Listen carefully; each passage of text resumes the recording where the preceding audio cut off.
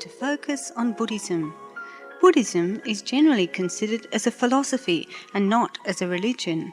In fact, the definition of the word religion as a system of worship of a god or gods does not suit Buddhism at all, as Buddhism is not founded on any belief in a god or creator. Buddhism rejects the idea of a creator and places the responsibility of one's actions upon the doer himself. In short, we are the owners of our actions and we reap the results of our actions. Thus, the message of the Buddha can be seen as a set of guidelines to overcome the unsatisfactoriness or frustrations of life, and the Buddhist philosophy is intimately bound up with these guidelines for living. Tonight, we will broadcast a talk given by Phra Khantipalo, the abbot of Wat Buddha Dharma Forest Meditation Centre in Wiseman's Ferry, at a seminar on Buddhist philosophy and meditation held a couple of weeks ago in Sydney. Phra Khantipalo, Buddhist philosophy and practice. Usually people's idea of philosophy is some means of explaining what's going on between people in life, some means of explaining about words and communication and so on. However, it's regrettable, but philosophers are not usually expected to live by their philosophy. I mean in a Western context. There have been lots of theoretical people who have proposed various ideas, various kinds of approaches to life, but it's not been really important that they should live by their philosophy. And so philosophy in a Western context has become divorced from life very largely. This is a very regrettable thing, but that's the way it is. So if we say a Buddhist philosophy, you must understand that it's not anything like that. The ideas that the Buddha presented are expected to be lived by the people who are Buddhists, at least you try to. It's not that your philosophy is some kind of ideal, vague ideal, which can't be lived up to, you see. The Buddha taught, in brief, he taught that in this world there are large varieties of difficulties and troubles and sufferings, both of mind and body. That's one thing. And then he taught that these things can end, they can be brought to an end. That's the second thing he taught. That, in brief, that's the briefest kind of summary of the Buddha's teachings. So you see, that's not really what you would call philosophy, and that's not very complicated. It's very profound, but it's not complicated. I mean, the fact that one suffers in various ways in mind and body, you see, is not a matter of philosophy, it's a matter of common knowledge. Nobody needs any great understanding. You just have to open your eyes a little bit and look round. You just have to look at your own minds and bodies, find out what frustrations and difficulties and sufferings you have personally. That's it. There we are, that's what the Buddha called dukkha. But having propounded that, the Buddha said, there is a way out. Now that way out is where the practice comes in. And that does involve meditation, but it's not all meditation, you see. Meditation is an important point, but that's not all of Buddhist practice. People hear the word practice, sometimes they think, meditate, see. But that's not all of it by any means. So then where does the philosophy come in? I would say that it's rather the knowledge of the way that can be called that, the knowledge of how to do it. Buddhism has produced a great number of very profound scholars who have produced lots and lots and lots of books. But Buddhist practice does not necessarily depend on the knowledge of all the books. If it did so, you would be studying books for the next 50 or 60 years, and you wouldn't get round to practice at all. In fact, the Buddha said that the knowledge of just one verse of the teaching, practiced deeply and profoundly, is liberating. Whereas if you have a vast knowledge, a vast encyclopedic knowledge, you see, of Buddhism, but you don't actually practice it, and there are quite a lot of people like that, you don't actually practice it very much, then you don't, of course, reach any kind of realization. You don't get out of the tangles of this world. So basically, this practice consists of some rather simple things, not very complicated, not very difficult. At least they don't appear to be. Really, when you mention to people generosity, that doesn't seem to be a very complicated thing. It's not really a very difficult idea to understand. But when it comes to practice, that's quite another thing. See, you find that people have quite a lot of difficulty in actually putting their generosity into practice, into feeling open and giving. So, if you're considering becoming a Buddhist or taking an interest in the Buddha's teachings, then generosity is very, very important. Then, on the basis of that, you see, your heart becomes open towards other people. Because after all, if you're not going to practice generosity, liberality, giving, then scarcely you're going to develop your loving kindness and compassion. If you're hard-hearted and you're tight-fisted, that doesn't really go along with developing any love and compassion for living beings, does it? So, you've got to develop the generosity before the loving kindness and compassion can blossom. And you know that's so important because we have a country here in which there is excessive amounts of anger and hatred. If the loving kindness is there, compassion is the way to dissipate that, see? That doesn't grow unless the generosity grows. See, these things are all dependent on one another. Another thing which is most important in Buddhist practice is moral conduct, precepts. Not killing living beings, not taking what is not given, no wrong conduct in sexual relations, not speaking falsely, and not taking intoxicants. That includes the two kinds of drinks, that's distilled and fermented, plus drugs that confuse the mind.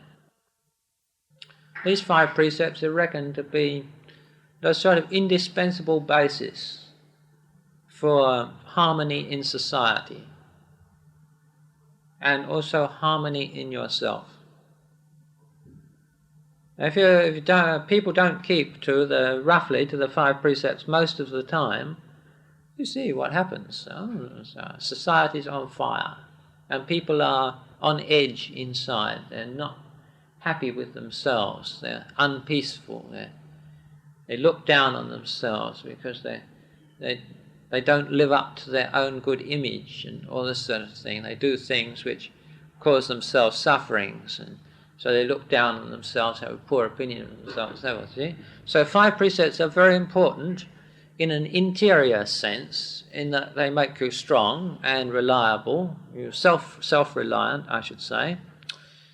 And they're very important in a social sense, in that they join people together, because when the 5 precepts are kept, there aren't suspicions and jealousies and hatreds and, anyway, there aren't so many of them. They sort out quite a lot of that. So, for society and for the individual too, the practice of the 5 precepts is very important. So these things are very important. Sometimes people think, oh, I want to meditate. I want to gain the transcendental wisdom or something like this. I want to be as the Buddha. Yeah, but without these things, you just can't do anything. If that is one's aim, that is to have a pure heart, then you can't do without generosity, practice of loving kindness, and the practice of the precepts. It's like a person should say, I want to build a skyscraper, you see, but I'm going to start at the top, with the topmost pinnacle. See? But if you start building a skyscraper with the topmost pinnacle, the result is rather predictable. So it's very, very important that the basic things are attended to, because if the basics of generosity and the good practice of precepts and loving kindness and compassion, if one doesn't attend to these things, then the steps aren't there to get to the higher part of the ladder.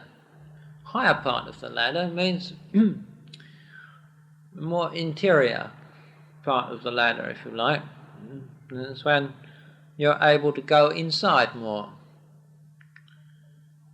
feel more comfortable in one's heart without so many conflicts and sufferings in there, to put out the fires which are burning in there, to feel happy and contented. All these things, they follow from the basic training. Now, the Buddha has laid out the steps of training the mind very well indeed, step by step, very thorough. And in doing that, you must be most patient. If you want to practice, or if you are practicing, of great virtue is patience. Without having that virtue, it can't last, you see.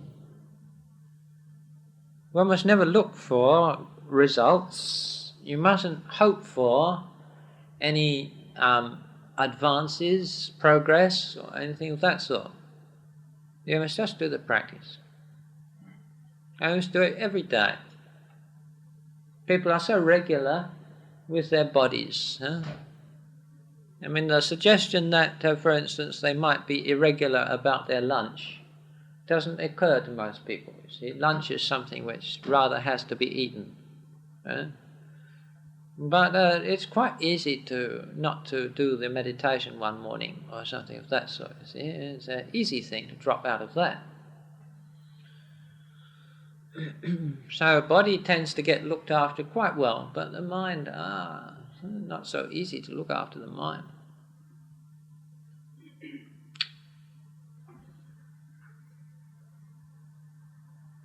Now, in the practice of meditation, there are several important things. One thing is that you are moderate in eating. Another thing is that you restrain your senses from things which will stir up the mind too much. Another thing is that you make an effort to be mindful in your daily life,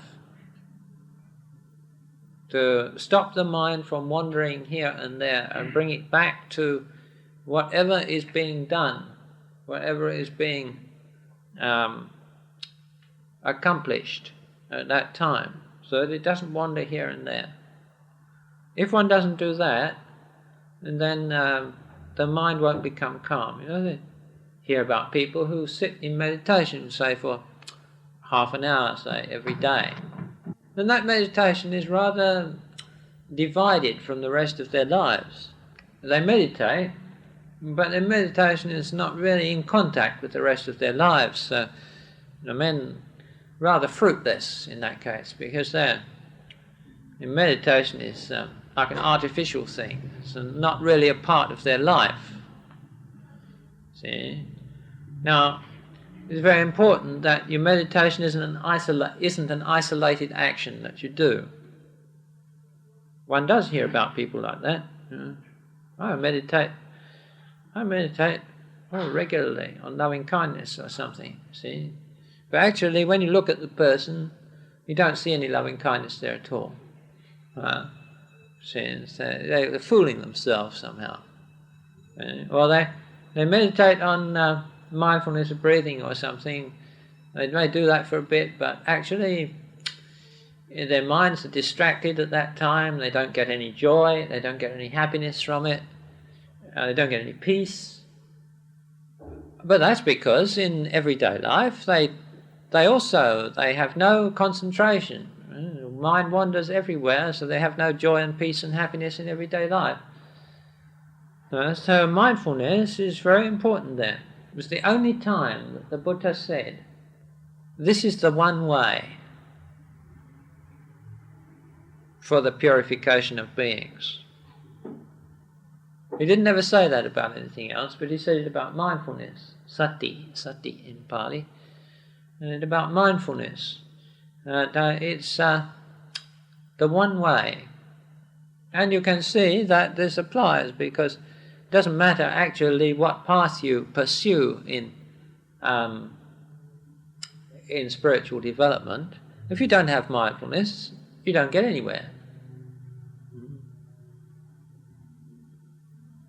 So mindfulness means that it applies to everything that's done with the body, every action that's done with the body. It applies to the feelings and sensations that arise and pass away too. It applies to states of mind, whether one's angry or not, for instance, or whether one's greedy or not, or whether one's joyful or not, and so forth. And it applies to the constituents of the mind, the individual factors constituting the mind. Now this mindfulness, that's something which one can deepen, certainly, on meditation courses. But it's something that you have to strive to return to in your daily life. If you don't do so, meditation doesn't become a success. What this means is that the nature of mind is flighty. I'm sure you all know about that. It'd be interesting to know how many times your minds have wandered since you were in here, for instance. See, although, listening to somebody else isn't so interesting as listening to your own voice, and still, mind easily wanders. Mind is very flighty like this, very subtle, very fine. And that wouldn't be so bad if actually it only flew off the subject for a little time and then came back. But it's quite capable of flying off the subject for minutes at a time. Sure, if you're a meditator, you won't be sitting there, looking at such a picture of peace. If other people could see you, such a picture of peace and concentration. And then after about 10 minutes, you realise you've gone on a holiday somewhere, anticipating your next year's leave. Or that sort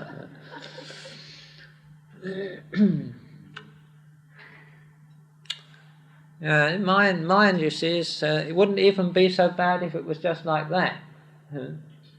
But unfortunately, mind is capable of thinking really rotten and destructive thoughts. Really terrible things.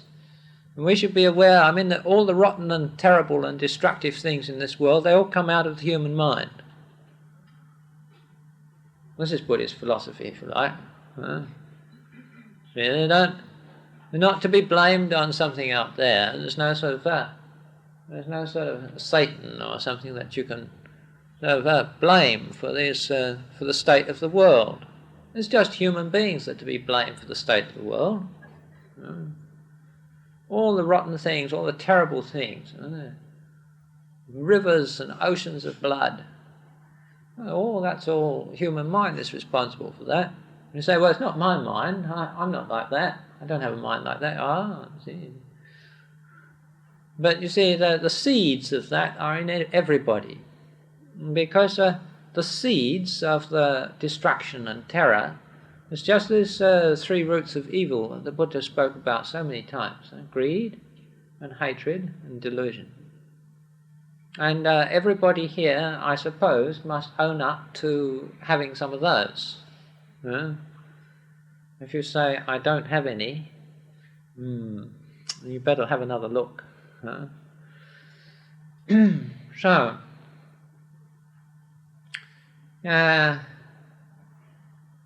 this mindfulness is for restraining this. When the mind flies off on these subjects, you have to bring it back. This is dangerous to think like this. This is dangerous. Come on, mind. You must bring that mind gently away from those subjects, not with the idea of disciplining the mind or something like that. You haven't got to treat the mind like a sergeant major treats a recalcitrant private or something of that sort. You see. The mind is just the mind. There isn't two people there. There's just mind. So, mindfulness is the waking up of the mind. The mind's gone away. Come back, mind.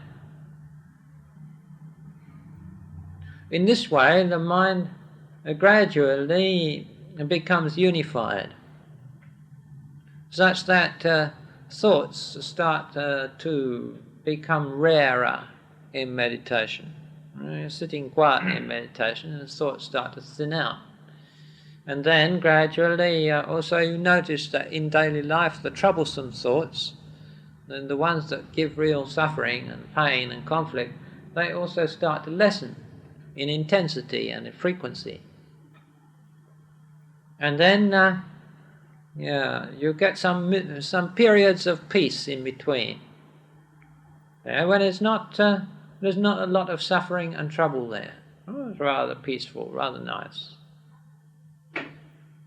And that peace and calm, which gradually starts extending out from this lack of conflict in the mind, that can become deeper and deeper and deeper, more and more peaceful, more and more tranquil, more illumination, more.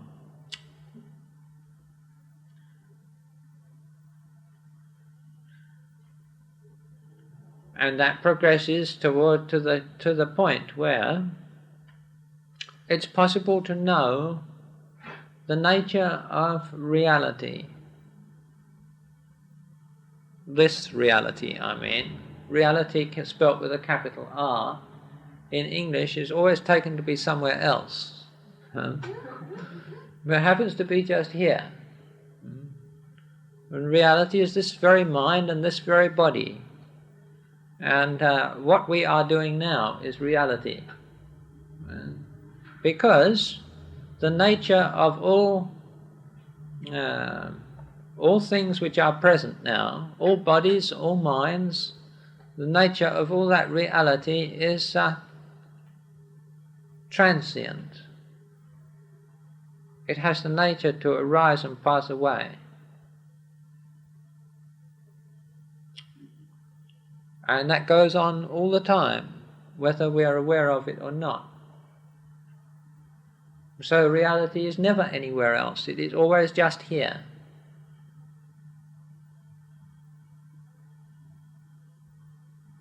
And why don't we see it, therefore? Well, we're afraid to see it. We're afraid of impermanence, transiency. We're afraid of voidness, of not having a little special self. And we don't want to let go. But we don't have to go anywhere else or experience anything else, because we always have this opportunity to know and see things as they really are, in the words of the Buddha. Now, when there's knowing and seeing as it really is, there's no more sufferings and troubles for the person who experiences that. I mean, they may have some troubles in their body. All bodies are like that. Whether it's the person who is enlightened or the other people like ourselves who aren't. But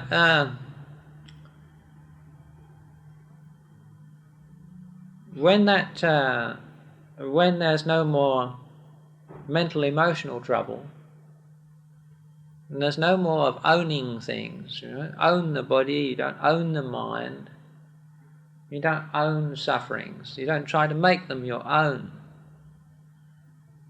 then you don't have any more personal difficulties. But of course that doesn't solve the problems, all the problems of the world. And therefore, in Buddhist tradition, it's not only the growth of wisdom, penetrative wisdom, to see things, see and know things as they really are. It's not only that that's cultivated, but also loving kindness and compassion.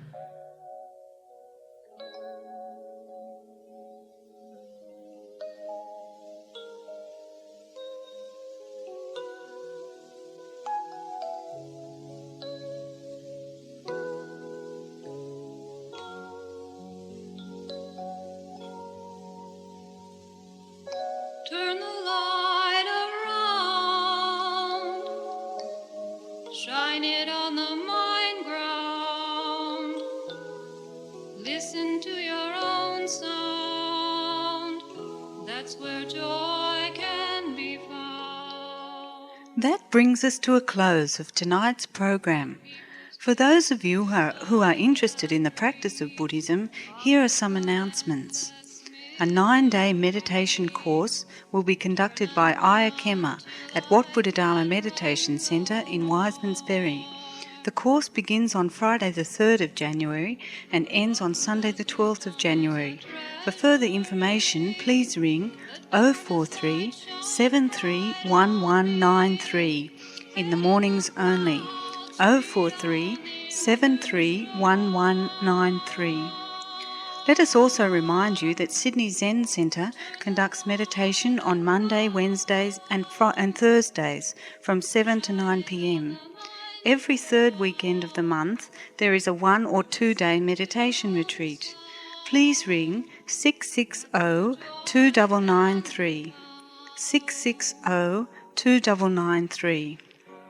Daily meditation and chanting is conducted at Wat Budharangsi in Stanmore from 7 to 8 p.m. Contact number is 512039. 512039. If anyone is interested in obtaining a list of all the Buddhist centres in the Sydney area, please ring 797-8085. It will be sent free of charge upon request. 797-8085. This program was brought to you by the Buddha Dharma Society of Sydney and was sponsored by Mr. Michel de Grief. May you all be well and happy. Turn the light around, shine it on the mind ground, listen to your own sound, that's where joy can